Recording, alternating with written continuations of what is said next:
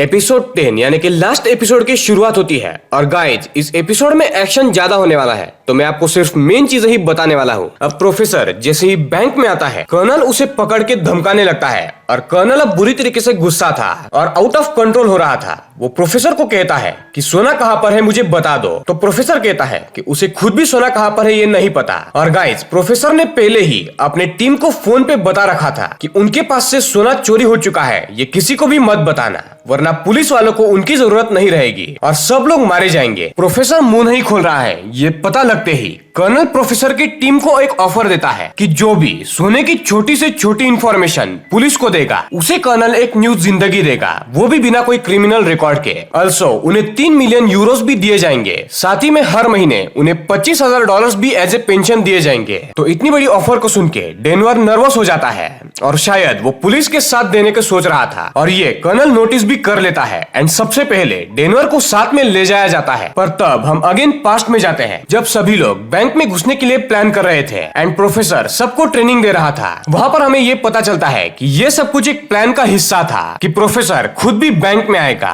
Then वो colonel से truce करेगा, वो भी अकेले में, कि उसके आदमियों को जाने दो और 90 टन सोना वापस ले लो, जिससे दोनों भी जीतेंगे। प्रोफेसर भी जीतेगा, जिसका और उसके भाई बर्लिन एंड उनके पिता का सपना था इस बैंक को लूटना, एंड कर्नल भी जीतेगा बिकॉज उसने देश को बचाया। देन हम डेनवर को देखते हैं जो पुलिस के सामने मुंह नहीं खोलता और वो पुलिस ने दी हुई ऑफर भी स्वीकार नहीं करता। also दूसरी तरफ बेंजामिन एंड एलिसिया अपने आदमियों के साथ मिलके ये पता लगा लेते हैं कि जो सोना चोरी हुआ है वो असल में पास में ही है और वो भी किसी प्राइवेट प्रॉपर्टी में, जिस प्रॉपर्टी को हाल ही में खरीदा गया था और शायद उसी प्रॉपर्टी में एक बड़ा सा गड्ढा खोद के वहाँ पर सोना छुपाया गया है। देन अगेन हम बैंक में कहानी फोकस होता हुआ देखते हैं जहाँ पर प्रोफेसर को बांध के रखा हुआ था, वो भी रकेल के साथ में। और प्रोफेसर को याद आता है जब उसके डैड मारे गए थे, कैसे उसके खुद के सामने उसके पिता को एक बैंक के बाहर गोली मारी गई थी बिकॉज उसके पिता चोरी करके भाग रहे थे। देन अगेन फिर से कहानी प्रेजेंट में आती है जहाँ पर कर्नल फिर से प्रोफेसर के पास जाके उसे मारने लगता है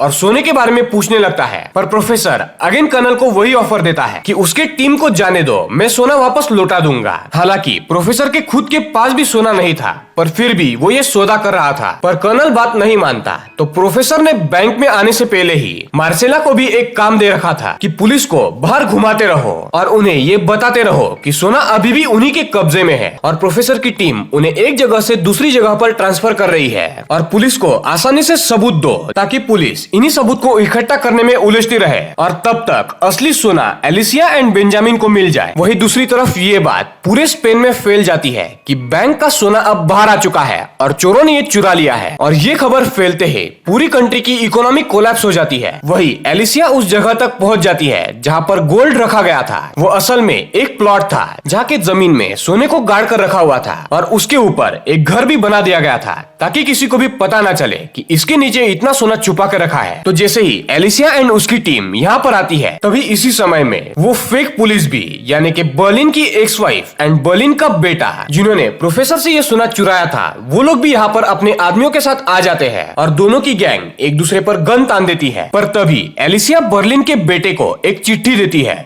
जो प्रोफेसर ने दी हुई थी और प्रोफेसर ने अपने भतीजे को यानी कि बर्लिन के बेटे को उस चिट्ठी में ये कहा था कि सोना वापस से लौटा दो, मैं तुम्हें तुम्हारा हिस्सा पहुंचा दूंगा, ये हमारे खानदान का सवाल है। तो बर्लिन का बेटा एंड टाटियाना सोना वापस प्रोफेसर को दे देते हैं एंड प्रोफेसर कर्नल को एक ऑफर देता है कि यहाँ जो सोना था वो बस बैकअप के लिए था और इस बैकअप की आज तक इतने सैकड़ों सालों में जरूरत भी नहीं पड़ी है और ना कभी आगे पड़ेगी बिकॉज अगर मार्केट नॉर्मल चलता रहेगा तो बैकअप की क्या जरूरत, और कई सालों में तो ये सोना स्पेन वापस खरीद ही लेगी। तो एक काम करते हैं कि फिलहाल बैंक ऑफ स्पेन में पीतल के फेक सोने की ईंटों को रखवा देते हैं जिससे मार्केट नहीं गिरेगा और न्यूज में ये बात फैला देंगे कि पुलिस ने वापस से सोने को रिकवर कर दिया है, जिसके चलते देश भी बच जाएगा। केस भी सॉल्व करने के लिए तुम्हें भी हीरो बना दिया जाएगा और तुम भी झूठ मूठ हम सबको यहाँ पर मरवा दो और सब लोगों के सामने से हमें एज ए मुर्दा बैग्स में पैक करके ले जाओ ताकि सबको यकीन हो जाए कि हम सब लोग मर चुके हैं और बाद में रॉबर्स अपने रास्ते एंड पुलिस अपने रास्ते है। इसमें दोनों का फायदा है। प्रोफेसर कहता है वैसे भी इतना सारा सोना सिर्फ पड़ा हुआ ही था तो क्या फर्क पड़ता है कि उसे कोई ले जाए, तो प्रॉब्लम सॉल्व हो रही है ये देख के कर्नल एट द एंड मान जाता है बिकॉज उसके पास कोई और रास्ता भी नहीं था। बिकॉज अगर कर्नल प्रोफेसर की बात नहीं मानता तो प्रोफेसर कभी भी ये नहीं बताता कि सोना कहाँ पर है, और अगर सोने का पता नहीं चलता तो देश को बचाना नामुमकिन था। तो कर्नल एट द एंड मान जाता है एंड रॉबर्स को झूठ मूठ मार दिया जाता है और उन्हें बैंक ऑफ स्पेन से निकाल भी लिया जाता है। ऑल्सो सोना भी एलिसिया एंड बेंजामिन के पास पहुंच चुका था, तो प्रोफेसर ने बेंजामिन को सोना लेके पुर्तगाल भेज दिया था, जहाँ पर अब इनका नया हाइडआउट रहने वाला था। एट द एंड सभी रॉबर्स हेलीकॉप्टर में एक न्यू जिंदगी स्टार्ट करने के लिए निकल पड़ते हैं, और इस बार तो इनके पास इतने पैसे थे कि लिटरली वो किसी भी देश को चला सकते थे। एलिसिया को एंड बर्लिन के बेटे एंड एक्स वाइफ को भी एट द एंड में उनका सोने वाला हिस्सा पहुंचा दिया जाता है, ताकि सभी लोग खुश रहे। एंड इसी हैप्पी एंडिंग के साथ ये सीरीज यानी कि मनी हाइस्ट पूरी तरीके से यहाँ पर एंड हो जाती है। यानी कि गाइज ऑफिशियली मनी हाइस्ट का कोई भी अगला सीजन नहीं आने वाला है, और इसी के साथ साथ सब कुछ यहाँ पर एंड होता है।